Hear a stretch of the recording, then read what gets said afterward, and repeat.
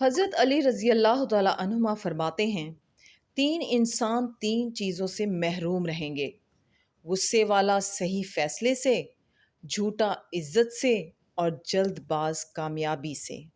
آج کی آیات کا ترجمہ شروع کرتے ہیں۔ پناہ مانگتی ہوں اللہ کی شیطان مردود سے۔ شروع اللہ کا نام لے کر جو بڑا مہربان نہایت رحم والا ہے۔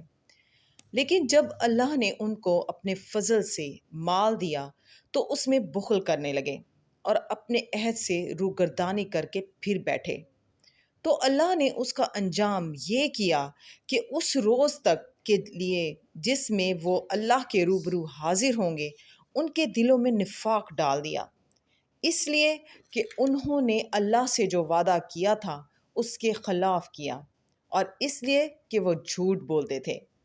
کیا ان کو معلوم نہیں کہ اللہ ان کے بھیدوں اور مشوروں تک سے واقف ہے، اور یہ کہ وہ غیب کی باتیں جاننے والا ہے؟ جو ذی استطاعت مسلمان دل کھول کر خیرات کرتے ہیں، اور جو بیچارے غریب صرف اتنا ہی کما سکتے ہیں جتنی مزدوری کرتے اور تھوڑی سی کمائی میں سے بھی خرچ کرتے ہیں، ان پر جو منافق تان کرتے ہیں اور ہنستے ہیں، اللہ ان پر ہنستا ہے، اور ان کے لیے تکلیف دینے والا عذاب تیار ہے۔ تم ان کے لیے بخشش مانگو یا نہ مانگو، بات ایک ہے۔